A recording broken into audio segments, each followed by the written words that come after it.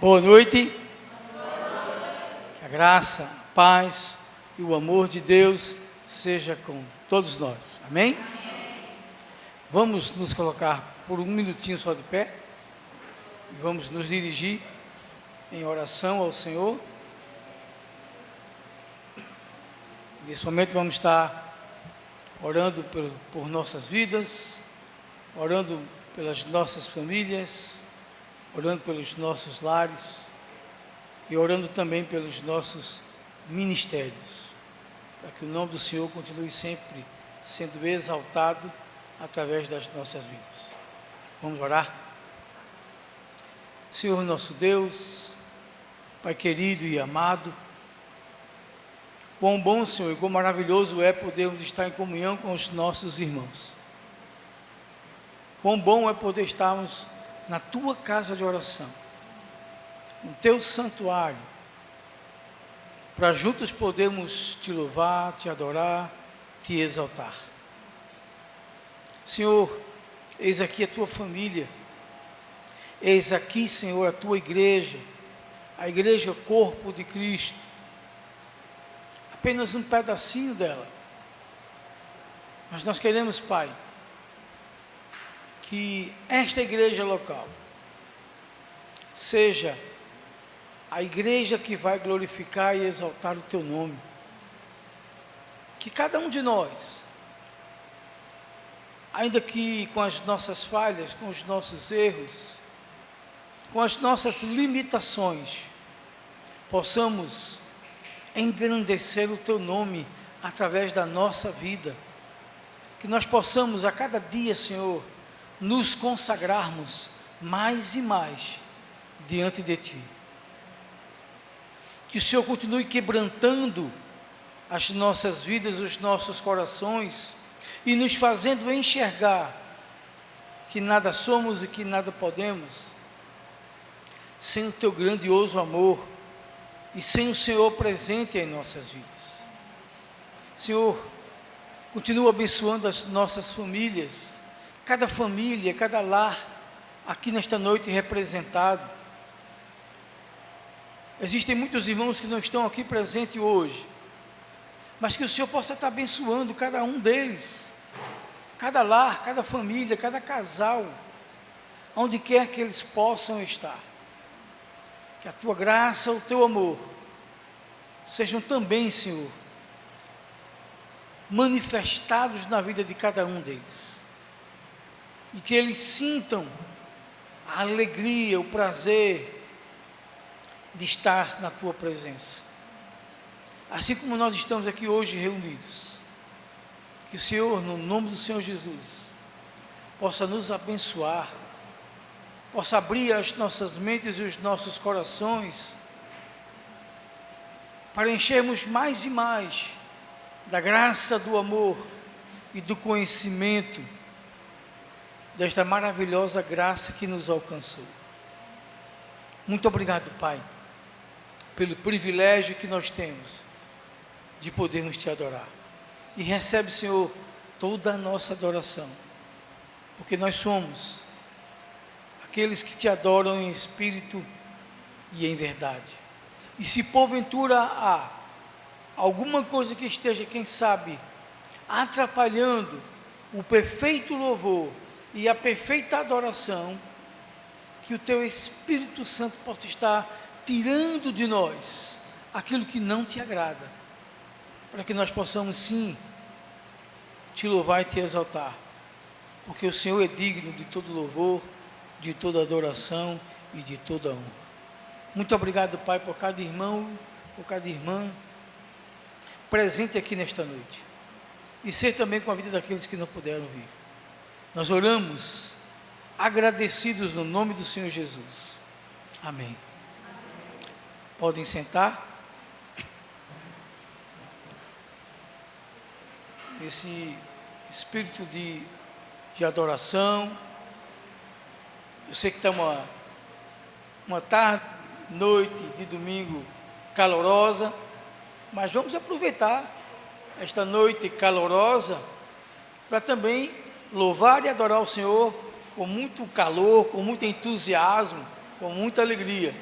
Eu quero convidar a igreja a estar neste momento louvando e adorando ao Senhor. Aí mesmo no seu lugar, erga a sua voz, solte a sua voz, cante e adore ao Senhor. Eu quero ouvir a voz de vocês cantando e louvando ao Senhor. Não é, David? Louve ao Senhor. Vamos louvar e adorar ao Senhor.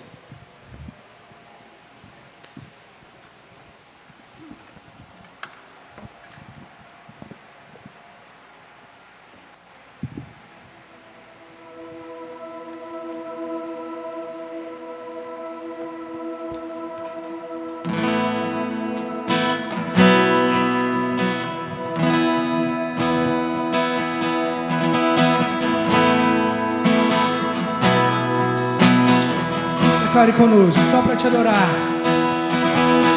Só para te adorar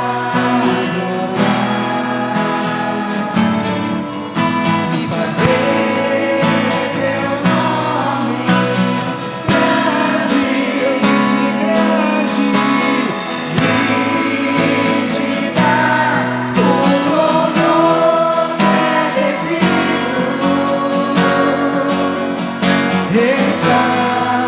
Estamos nós aqui, só para te adorar, declare mais uma vez. Só para te adorar e fazer teu nome grande, eu disse grande, e te dar o louvor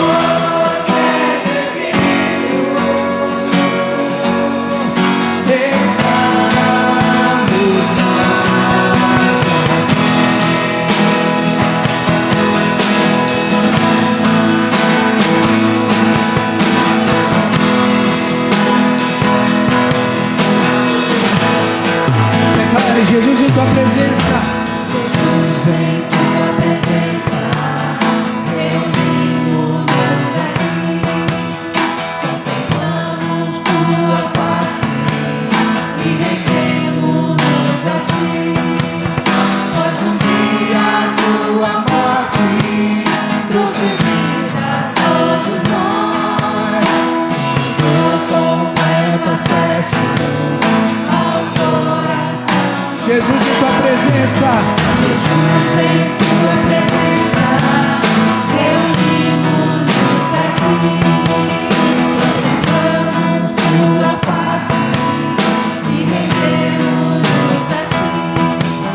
Pois um dia tua morte trouxe vida a todos nós, e nos deu completo acesso ao coração.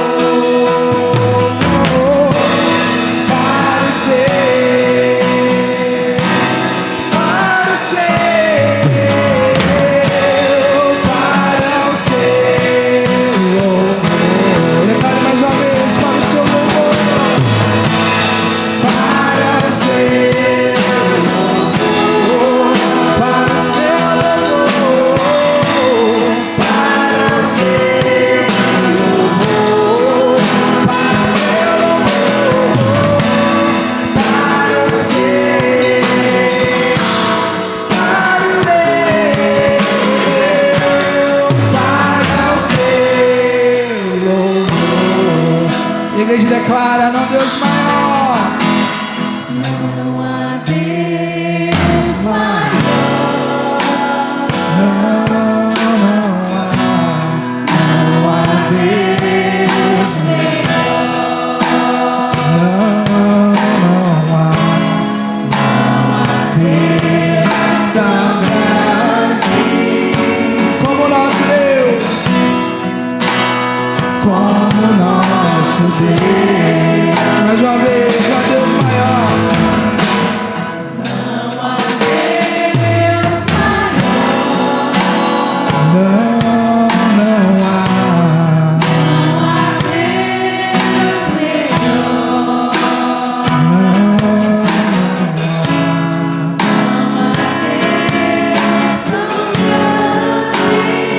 Como nosso Deus, Como nosso Deus. e os céus e a terra, E o céu e a terra.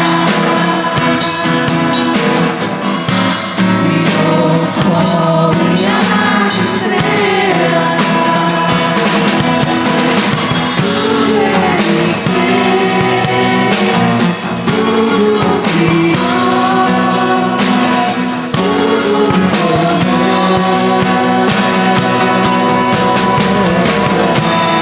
para o seu, para o seu amor, para o seu, para o seu amor, para o seu, para o seu,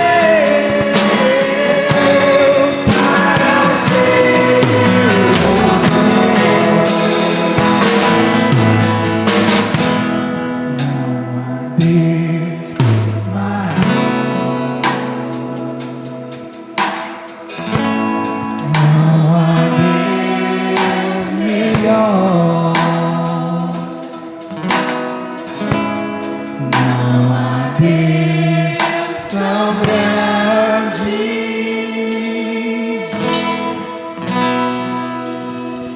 como nosso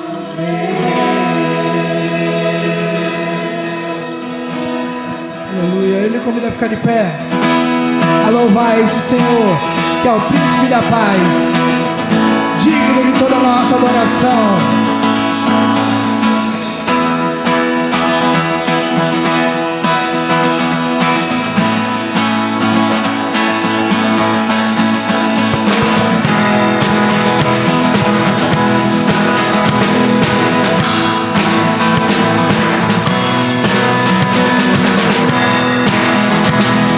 Vamos declarar: Tu és santo,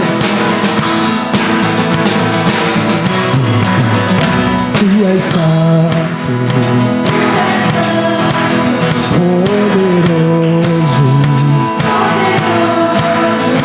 Tu és digno de adoração. Eu te sigo,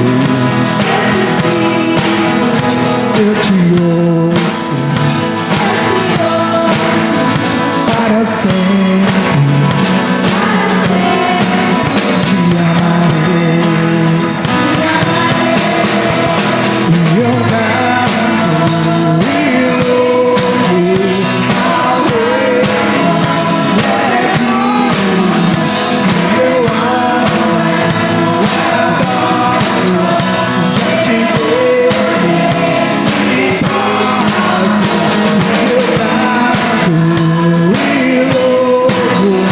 ao Rei.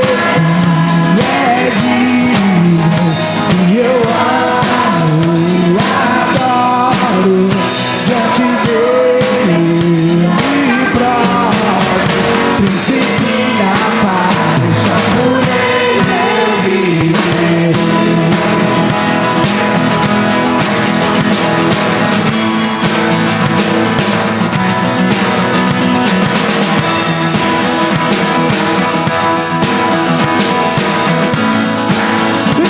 Homens comigo, mulheres repetem: Tu és santo, poderoso.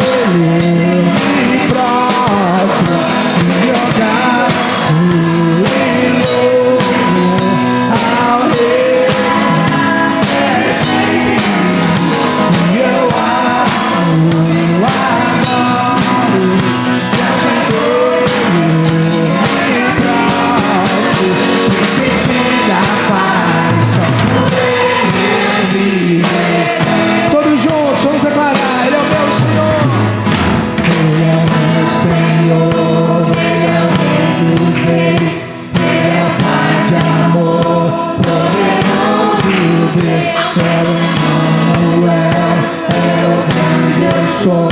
Ele é o Cordeiro que me salvou. Ele vivo está, ele ressurgiu. Sempre reinará, ele sempre existiu.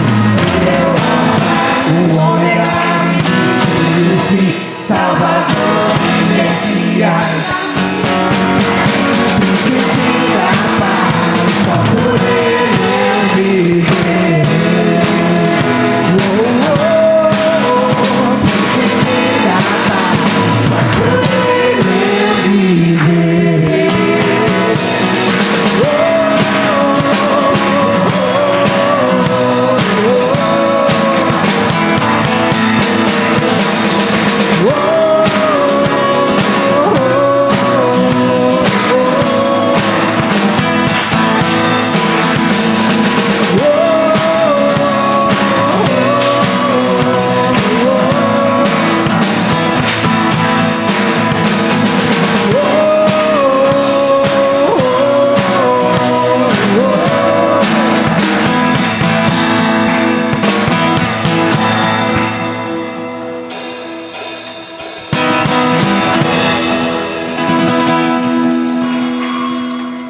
Amém. E nessa noite nós continuaremos adorando ao Senhor, além das nossas canções, com nossas ofertas.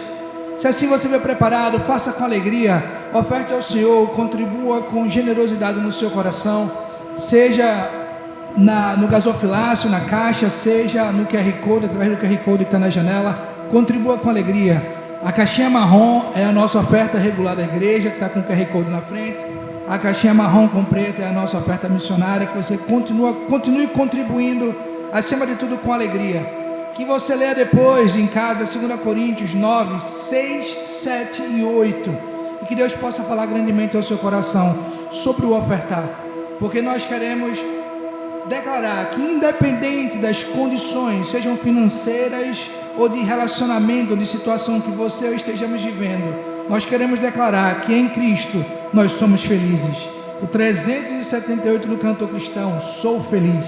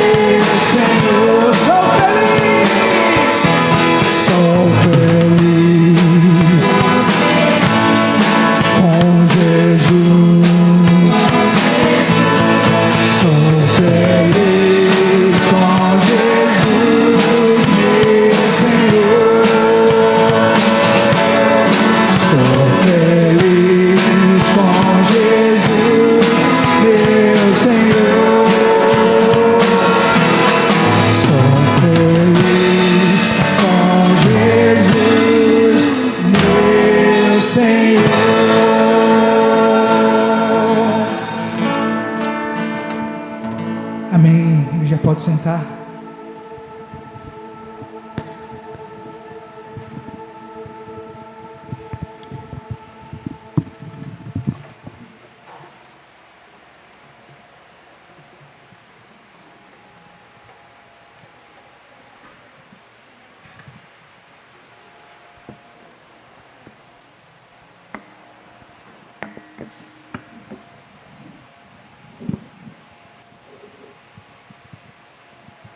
Graça e paz, queridos do Senhor. Ouvir a voz de Deus é de muitíssima importância. Darmos ouvidos ao que Deus nos fala. E ontem nós estávamos pela manhã em um compartilhar com as mulheres, né? Nós tivemos este privilégio que pôde estar.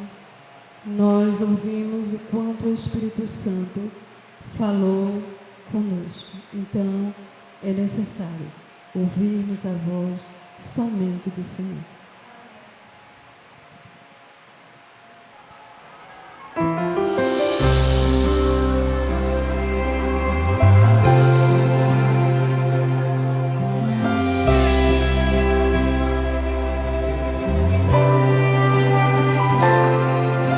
Tua voz, Senhor, faz tremer o deserto. Tua voz, Senhor, ecoar sobre as águas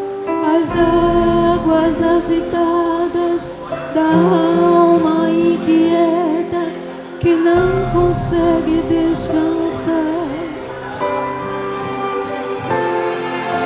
Tua voz, Senhor, fez surgir o universo.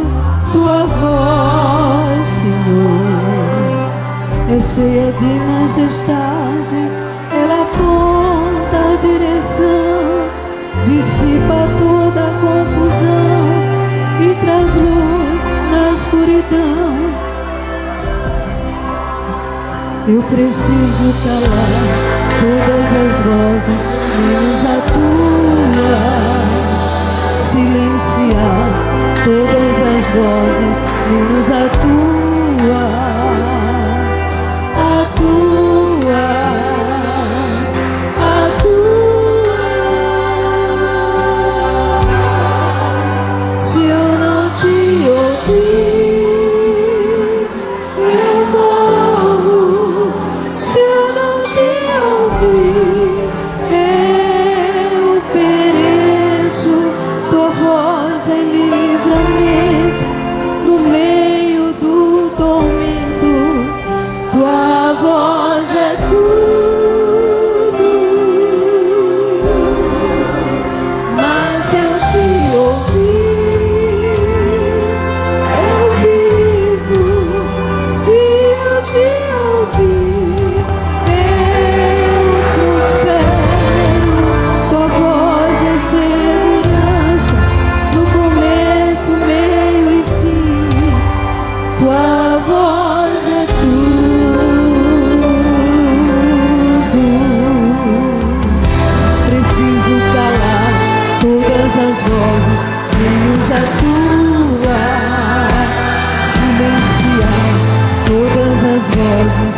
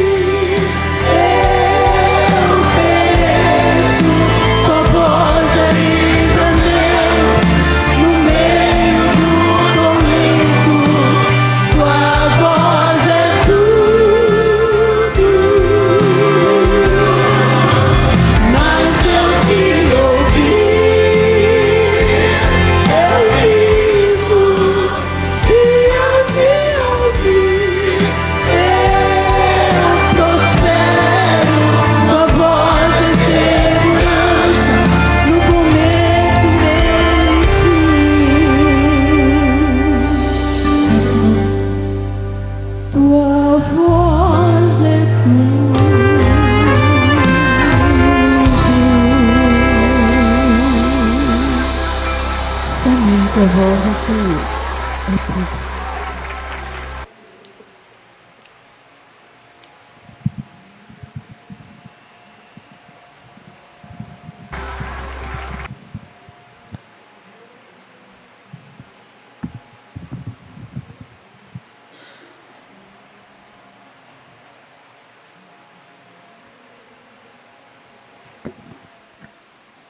Amém? Vamos convidar as crianças aqui à frente. E a tia Mônica.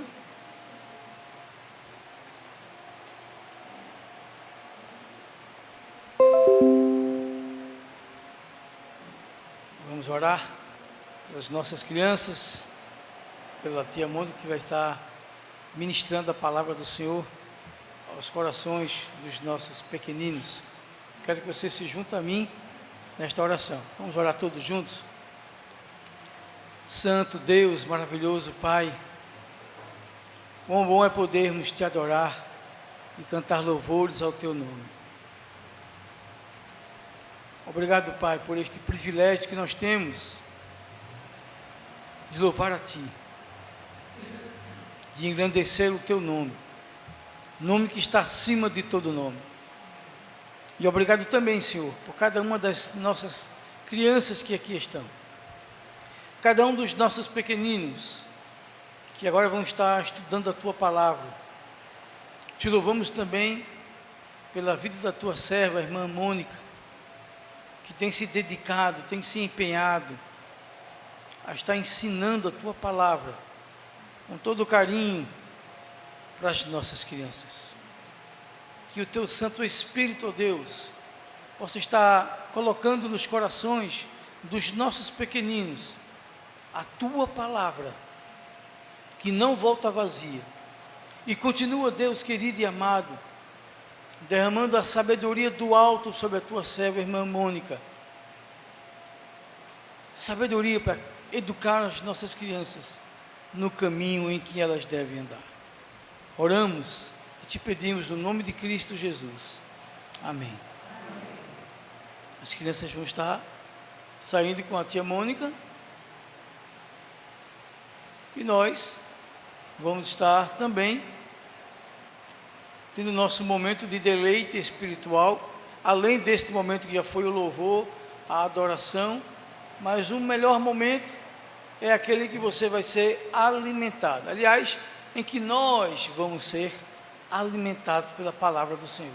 Eu quero convidar o pastor Lucas, que vai estar ministrando a palavra de Deus aos nossos corações, que você, aí no seu cantinho, possa estar prestando muita atenção ao que Deus quer falar ao seu coração hoje à noite. Amém? Pastor Lucas. Boa noite, irmãos. Vamos compartilhar um pouco da palavra do Senhor aos nossos corações. Janeiro, 18 de janeiro de 2026.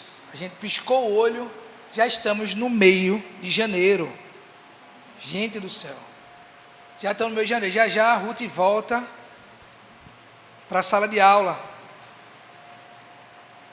E nós estamos vivendo um momento muito interessante em nossa igreja, onde Deus tem nos dado oportunidades de refletir, de pensar, de repensar algumas coisas, oportunidades novas para servi-lo. E eu gostaria muito de compartilhar com os irmãos sobre a importância de nós congregarmos. Só que aí, quando eu estava estudando, a mensagem acabou tomando um outro rumo. E eu comecei a orar: Senhor, será que é a minha cabeça que está querendo tomar esse rumo? Ou realmente é o que o Senhor quer para mim? Porque eu digo sempre o seguinte: o pregador, ele não prega aquilo que ele vive. O pregador, ele prega aquilo que ele mais precisa ouvir. Obrigado, meu irmão. Porque antes de Deus falar para a igreja através do pregador, Deus fala para o pregador. Então, eu creio que eu preciso ouvir essa mensagem de hoje. E eu orando, e cada vez ficando mais claro tudo que eu precisava compartilhar com a igreja, e Deus falando, e eu pensei: Senhor, então vai ser isso. talvez seja algo que nós não estejamos muito acostumados, talvez a ouvir, a pensar, mas eu gostaria de trazer os irmãos uma reflexão que todos nós devemos fazer. É começar em mim, nós possamos levar cativo todo o nosso pensamento e absorver o máximo possível daquilo que o Senhor tem para falar aos nossos corações. E eu orando e Cristo falando no meu coração, veio uma pergunta na minha cabeça: se a igreja de Xangri-Lá fechasse as portas hoje, nós faremos falta na nossa comunidade? Se a igreja do Evangelho da Graça aqui em Xangri-Lá fechasse as portas, nós faremos falta na nossa comunidade? É claro que nós sentiremos falta. É claro, todos nós que congregamos, nós sentiremos falta. E até alguns poderiam dizer: nossa, a igrejinha da graça fechou. Como somos conhecidos também, dentre os mais antigos.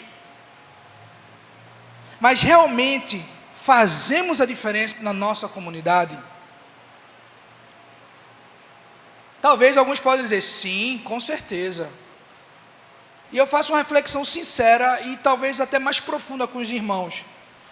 Para os que acham que nós faremos falta, vamos refletir quantas pessoas já passaram por nossas igrejas, congregaram conosco, hoje estão em outras igrejas e nem sentem falta, muito menos da doutrina que nós ensinamos, que é o maior diferencial nosso das outras igrejas.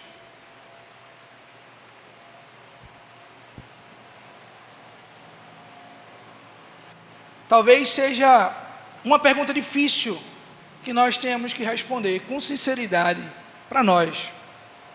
E quando eu falo a igreja de Xangri-Lá, eu não estou falando da instituição que comemorou 47 anos ano passado, não estou falando da placa. Estou falando nós como igreja, todos nós. As pessoas que já passaram pelo nosso convívio, vocês conhecem pessoas que estão em outras igrejas. E que você às vezes pode até convidar para vir aqui, mas diz: não, estou bem na igreja que eu estou.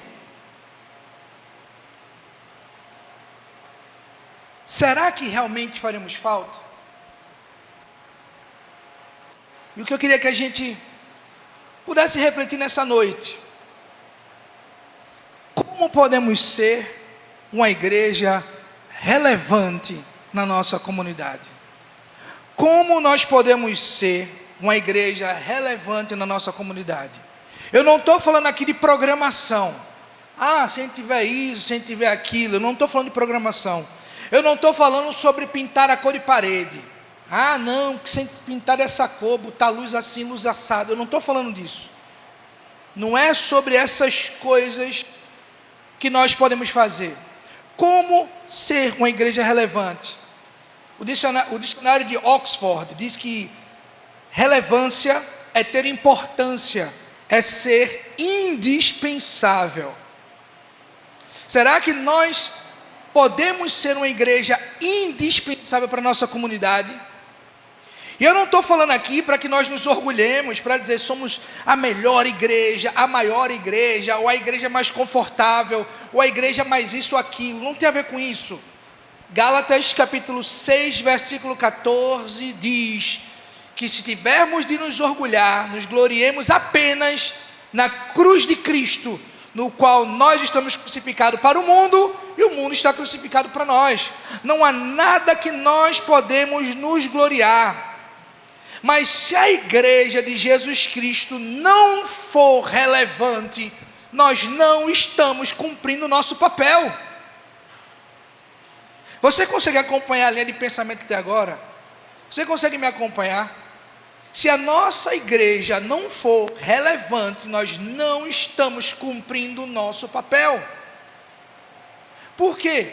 Como eu disse, não é para dizer que somos a igreja, ou que somos o mais importante, ou o mais bonito, ou mais, sei lá, qualquer coisa, ou que tenha o bolo mais gostoso, porque temos muitas boleiras aqui, né? E o bolo daqui com certeza é muito bom.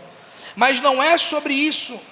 Ao longo da história, nós vemos que a igreja foi um agente de transformação em outras culturas. Nós vemos que vidas foram transformadas através da igreja, a realidade de vários povos foram transformados ao longo das eras e ao redor do mundo inteiro.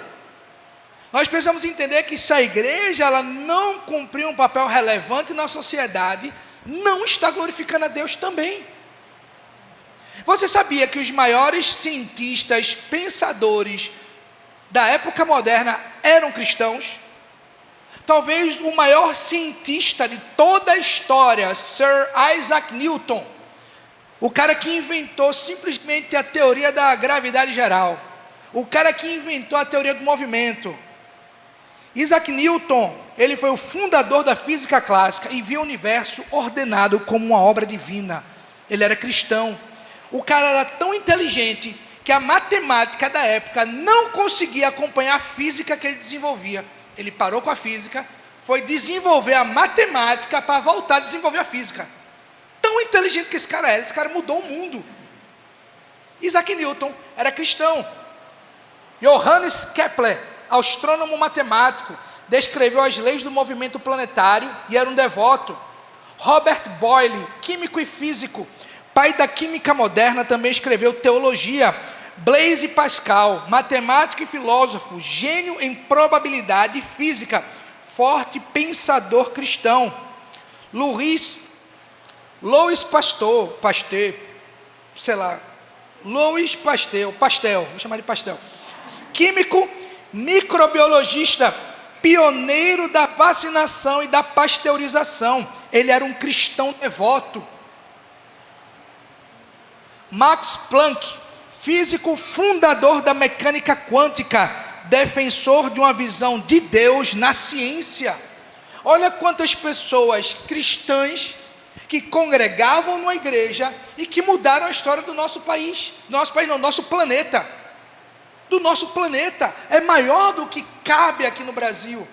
Estamos falando de Martim Lutero, que em 1500 rompeu com a igreja católica e foi usado por Deus para que o protestantismo voltasse às suas origens em Cristo Jesus e pregasse o evangelho.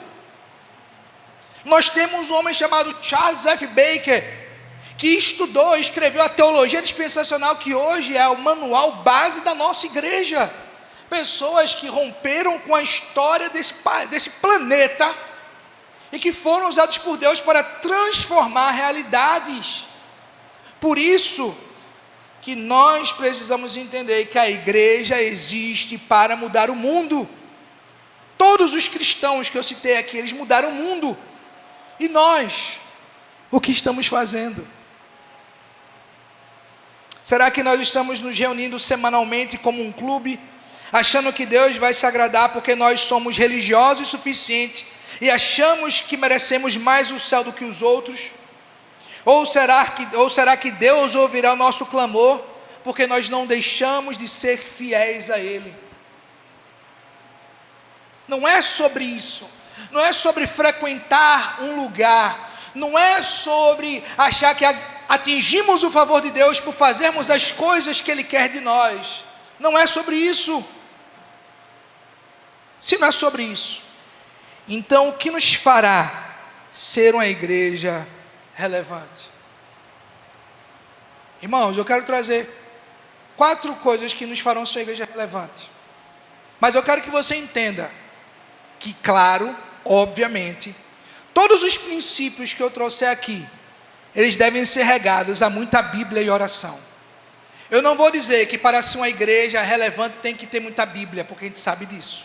Eu não vou dizer que para ser uma igreja relevante tem que ter oração, porque a gente sabe disso. Todos os princípios que eu quero trazer aqui, nós precisamos entender que devem ser regados a Bíblia e oração. Bíblia e oração é um caso à parte que você já tem como prática na sua vida, em nome de Jesus. Afinal de contas, João 15,5 diz: eu sou a videira, vocês são os ramos. Se alguém permanece em mim e eu nele, esse dará muito fruto, porque sem o Senhor nada podemos fazer.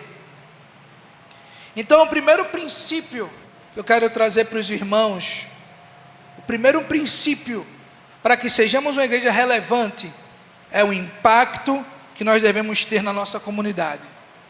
A nossa igreja deve ter um impacto na nossa comunidade. Ser notada e fazer a diferença na sociedade local, gerando transformação e conscientização. O Evangelho, ele não muda apenas hábitos, ele muda realidades, ele muda culturas, ele transforma caráter. Se você conhece alguém mau caráter, alguém que tem sérios desvios de conduta, o Senhor, através da palavra, pode transformar a vida dele. Você conhece ambientes, lugares que são extremamente religiosos. Vocês sabem das histórias de como era Pontal do Paraná 70, 80 anos atrás. Eu que estou aqui há pouco tempo sei que era um lugar extremamente religioso e misticista. Aqui, a igreja do Evangelho da Graça chegou, teve muita dificuldade de se firmar por conta desse ambiente, mas mesmo assim, Deus usou essa igreja há 60 e poucos anos atrás para romper com esse misticismo e mudar a cultura religiosa local. Então nós devemos entender que nós temos um dever, uma responsabilidade de continuar honrando os desígnios do Senhor para a nossa vida. Leia comigo 1 Tessalonicenses capítulo 1, do versículo 1 até o versículo 10. 1 Tessalonicenses 1, do 1 ao 10.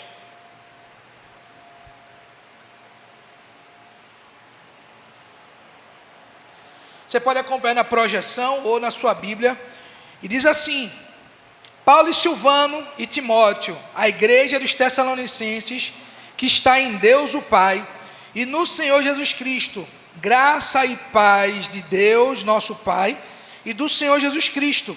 Sempre damos graças a Deus por vós todos, fazendo menção de vós em nossas orações, lembrando-nos sem cessar da obra da vossa fé, do trabalho do amor e da paciência da esperança em nosso Senhor Jesus Cristo, diante de nosso Deus e Pai, sabendo, amados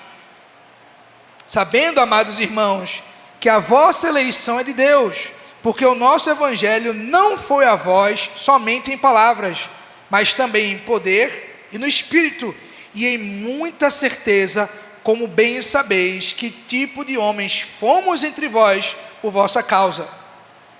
E vós fostes feitos nossos seguidores e do Senhor, recebendo a palavra em muita aflição, com muita alegria do Espírito Santo, de maneira que fostes exemplos para todos os que creem na Macedônia e Acaia, porque por vós soou a palavra do Senhor, não somente na Macedônia e Acaia, mas também em todos os lugares a vossa fé para com Deus se espalhou, de tal maneira que já não temos necessidade de falar coisa alguma, porque eles mesmos anunciam de nós que tipo de entrada tivemos para convosco, e como dos ídolos vos convertestes a Deus, para servir ao Deus vivo e verdadeiro, e esperar seu Filho do céu, a quem ressuscitou dentre os mortos, Jesus, que nos livra da ira que há de vir. Olha o que diz o versículo 6 e 7 desse texto que a gente leu. E vós fostes feitos nossos seguidores do Senhor Jesus, recebendo a palavra com muita aflição, mas também com alegria do Espírito, de maneira que fostes exemplo para todos os que creem na Macedônia e Acaia. Imagina, estamos aqui em Xangri-Lá, o próximo balneário é Olho d'Água, depois Marisol, Grajaú. Estou errado? Não, está faltando algum não, né? Carmeri, esqueci, eu moro lá, né? Vê, Xangri-Lá, sai Carmeri, Olho d'Água, Marisol, Grajaú. Imagina, nós não precisamos ir evangelizar lá, no Marisol, nem no Grajaú, porque o que Deus tem feito através da vida dessa igreja local tem sido tão maravilhoso, e como essa igreja tem anunciado o Evangelho, que o pastor Manuel não precisa ir lá pregar não, porque lá já tem ouvido o que Deus tem feito aqui nesse lugar. Ter um impacto na nossa comunidade é muito mais do que simplesmente dar panfleto para o pessoal dizendo a hora do culto.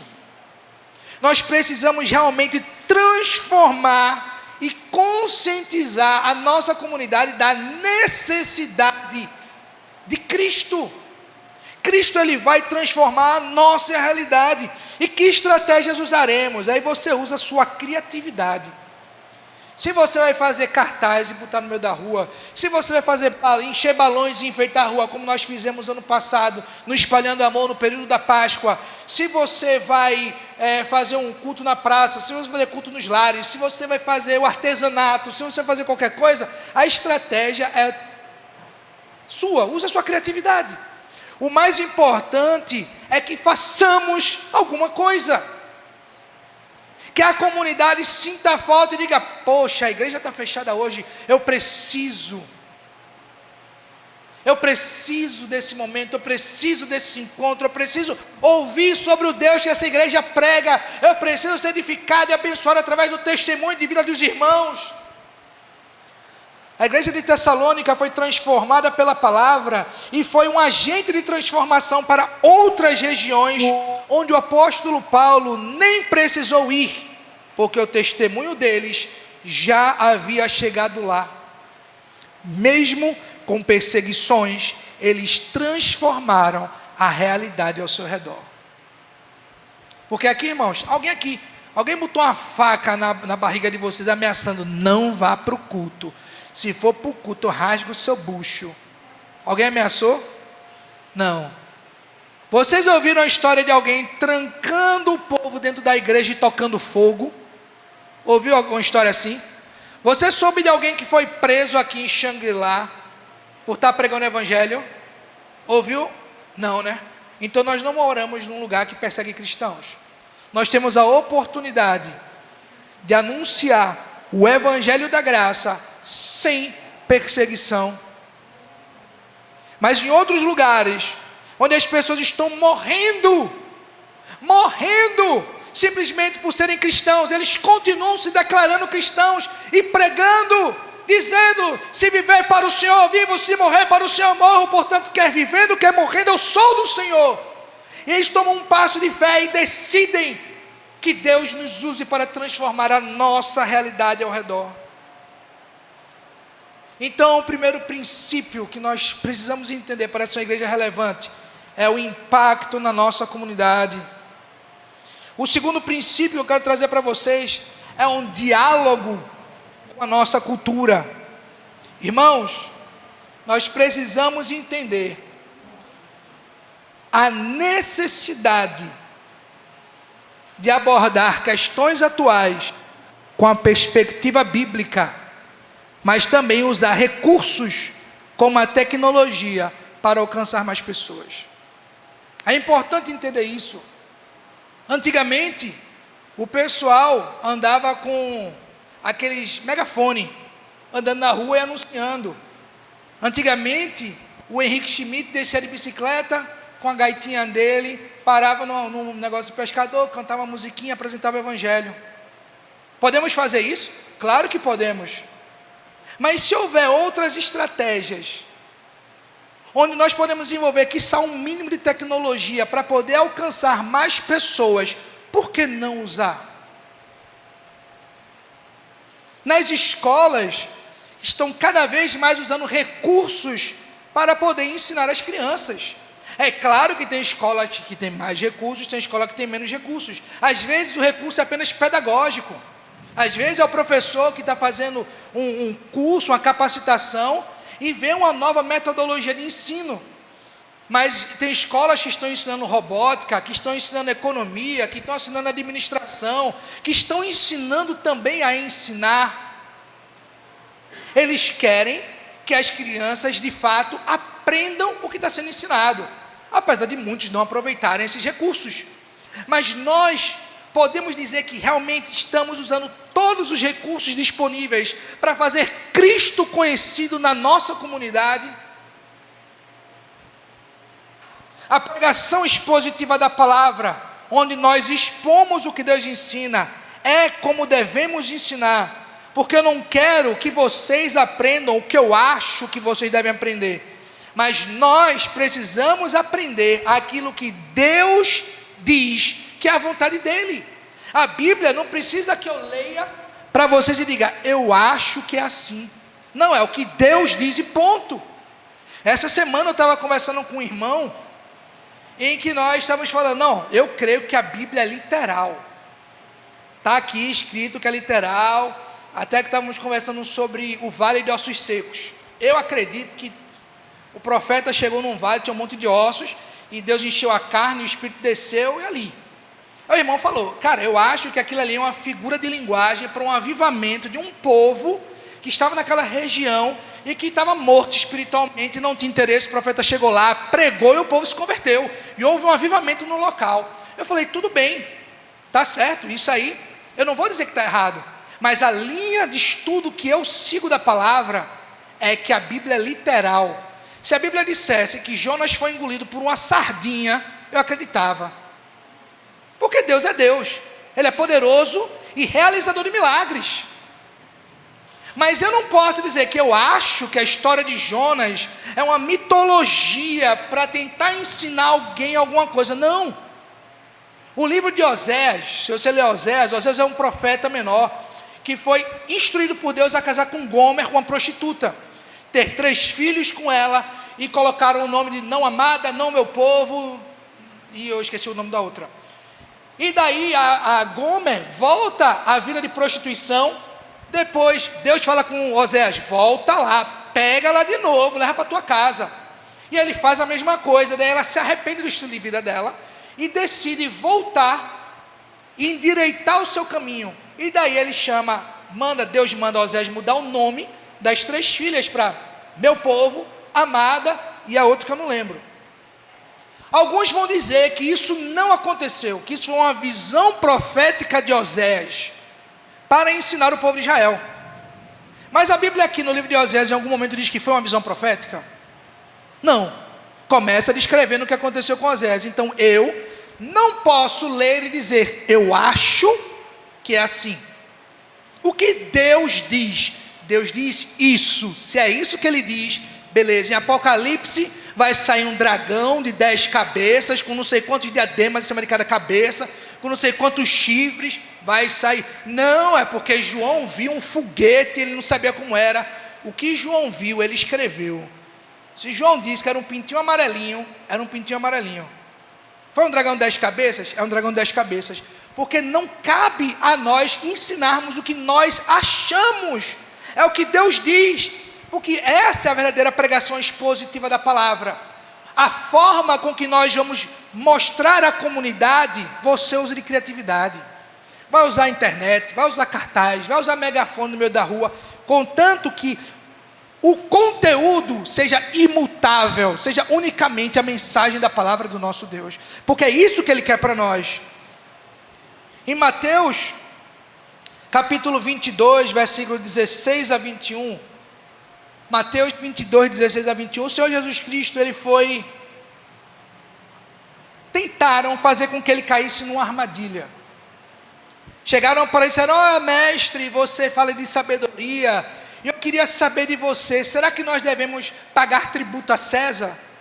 Naquela época, essa era uma questão muito importante, porque Jerusalém não era uma nação independente, Jerusalém estava escrava de Roma. Roma mandava em Jerusalém, e Roma cobrava tributo de Jerusalém. Roma dizia, vocês vão se autogovernar, mas quem manda em vocês é a gente. Paguem tributo, está tudo bem. E aí, eles querendo enganar Jesus, chegaram e disseram, versículo 21 até o versículo 16 até o 21. E enviaram-lhe os seus discípulos com os herodianos, dizendo, mestre, nós sabemos que tu és verdadeiro, e ensinas o caminho de Deus em verdade, e sem te preocupar com nenhum homem, pois não reparas a aparência dos homens.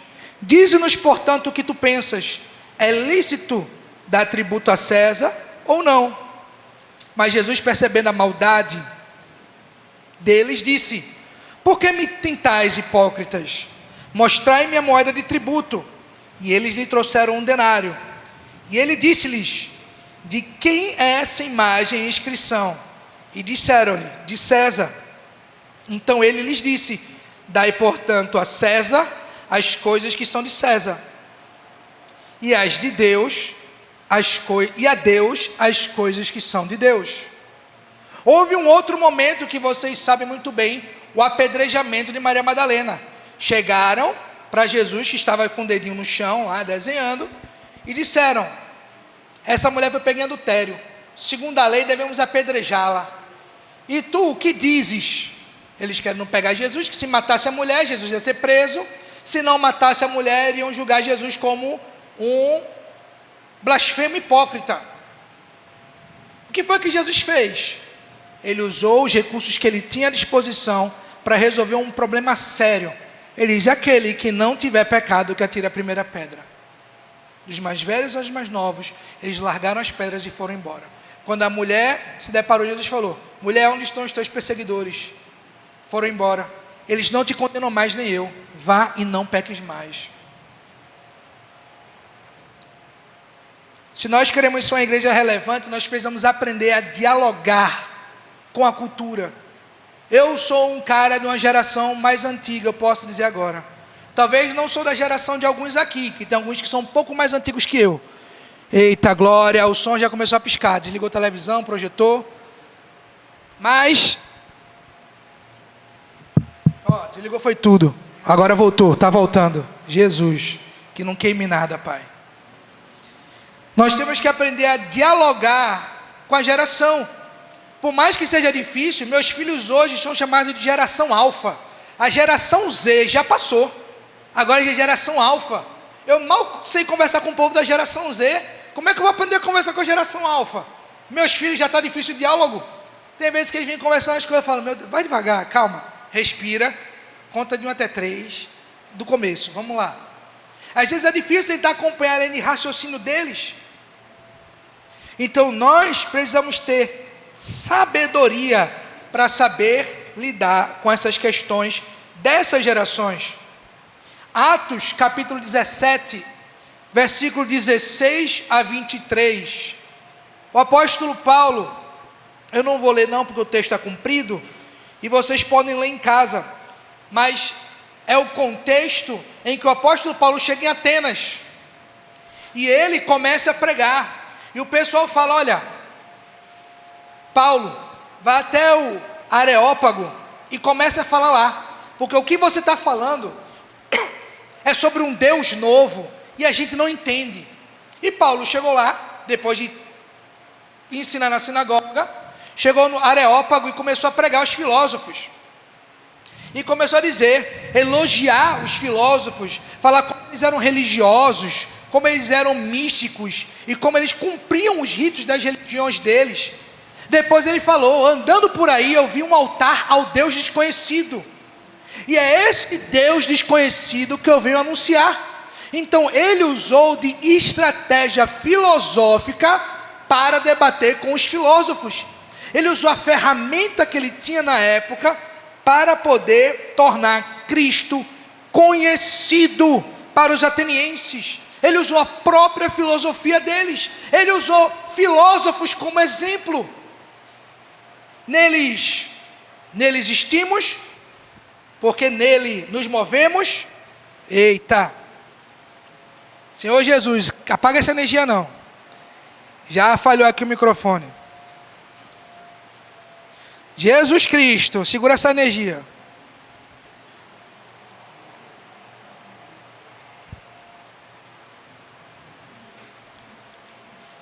Em Atos 17, versículo 28, ele diz: porque nele vivemos, nos movemos e existimos, como também alguns dos vossos poetas têm dito, porque também somos sua descendência.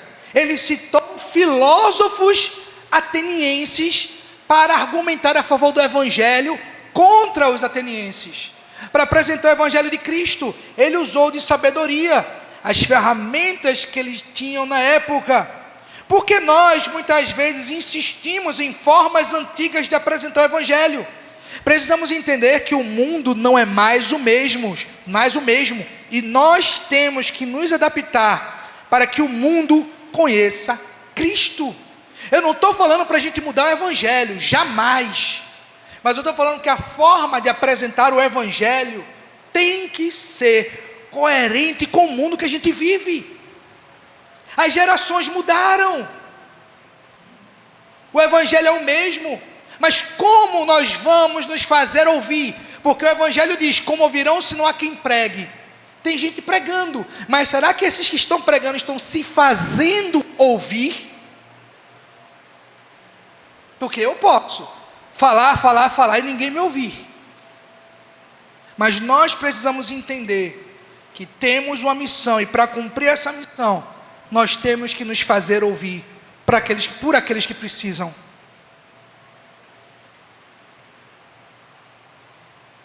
O terceiro princípio para que nós sejamos uma igreja relevante é discipulado e crescimento, irmãos. Discipulado e crescimento. Comprometer-se com o crescimento espiritual dos irmãos, formando discípulos fiéis e comprometidos com Cristo. Algumas pessoas gostam de culpar o pastor e a igreja porque alguns parentes não congregam e nem estão servindo ao Senhor.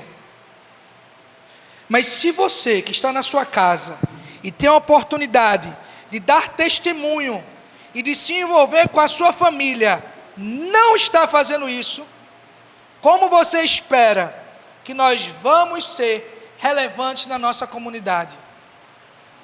Não tem a ver com esperar que o pastor e a igreja façam aquilo que Deus te colocou na sua casa para fazer. Ah, mas santo de casa não faz milagre. Já ouviu essa expressão? Santo de casa não faz milagre. Mas vou dizer uma coisa a você, o milagre não é do santo de casa não, o milagre é de Deus. O milagre é de Deus.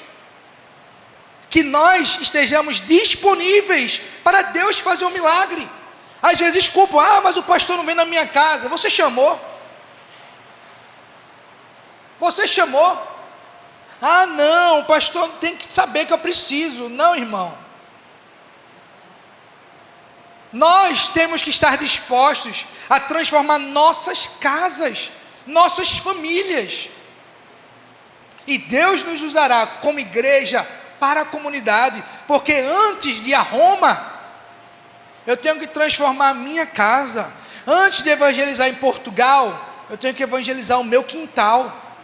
Antes de evangelizar na China, eu tenho que evangelizar na minha esquina. A minha família tem que ser alcançada. Gálatas capítulo 6, versículo 10, diz: por isso, enquanto temos a oportunidade, façamos o bem a todos os homens, particularmente aqueles que são domésticos na fé. 1 João capítulo 4, versículo 20 e 21 diz o seguinte: se um homem diz, eu amo a Deus e odeio o seu irmão, é mentiroso, porque se ele não ama o seu irmão, a quem viu, como pode amar a Deus a quem não viu? E este mandamento temos dele, que aquele que ama a Deus, ame também o seu irmão. Cada um de nós, irmãos, cada um de nós tem a responsabilidade de ensinar a sua família a seguir a Cristo. Tem a responsabilidade de ensinar a palavra de Deus e de cobrar a presença nos encontros para o crescimento espiritual. Nós precisamos entender que é nossa responsabilidade. Eu pergunto uma coisa a você. Douglas tem 10 anos e já está começando a discordar do pai, já está começando a dar evidências da pré-adolescência chegando. Douglas já está começando a querer cantar de galo dentro de casa. Daí, eu imagino ele chegando a dizer para mim: pai, eu não quero ir para a escola hoje não. Eu vou dizer: não é, você vai? Você tem que ir para a escola, você não vai ficar faltando aula. Aí a gente começa a dizer: você não pode faltar, senão você vai reprovar, senão você não vai passar na prova, você não vai aprender o assunto, você isso, você aquilo. E começamos a dar razões para ele não faltar na escola. Douglas, ele não gosta de tomar injeção. Uma vez eu levei ele para tomar injeção, ele teve que tomar 4. Um em cada braço, um em cada perna. Matias tomou 5. 2 na mesma perna, uma na outra perna, um em cada braço. Ele não queria tomar injeção. Mas eu falei, filho, você precisa tomar essa injeção, para o seu bem. Gostando ou não gostando, ele foi e tomou a injeçãozinha dele. Por quê? Muitas vezes, ele diz para mim, pai, eu não quero ir para a igreja não, estou cansado. Eu falei, filho, dorme na cadeira lá. Não, pai, eu não quero ir. Você vai. Mas por que eu tenho que ir? Esse é o crescimento espiritual. Se você não for, você não vai aprender a vontade de Deus. Imagina se você é um homem que ganha muito dinheiro, mas não sabe qual é a vontade de Deus para a sua vida. Esse foi lindo, viu? Iluminou a igreja e o som. Lá vem outro, prepara. Deixa os céus revelarem a glória de Deus. E a gente está aqui aprendendo da vontade dele. Meu filho não quer ir para a igreja. Respira fundo, puxa pelo braço, bota dentro do carro e traz. Por quê? Porque que miserável ele será se ele for muito bem sucedido na profissão e um fracasso espiritualmente. Adianta de quê? Ele ser advogado, médico, engenheiro, astronauta, sei lá o que ele quiser ser, mas não ser um homem fiel a Deus, onde ele manifesta os princípios do Senhor, aonde ele estiver. Então nós precisamos entender que realmente o destino eterno dos nossos filhos, dos nossos parentes e de como eles vão viver nesse mundo depende muitas vezes de como nós estamos vivendo hoje, dentro de casa, sendo referência ou não para os nossos filhos. Então, irmãos, já passamos por 3 princípios para sermos uma igreja relevante. O primeiro deles é o impacto na comunidade. O impacto na comunidade. O segundo princípio é o diálogo com a cultura. O terceiro princípio é o discipulado e um crescimento espiritual. E o quarto princípio, irmãos, é uma adoração genuína ao Senhor. Adoração genuína, celebrar a Deus com sinceridade, verdade e alegria. E isso não depende de músicas, não depende de se você canta música lenta, se você canta música animada.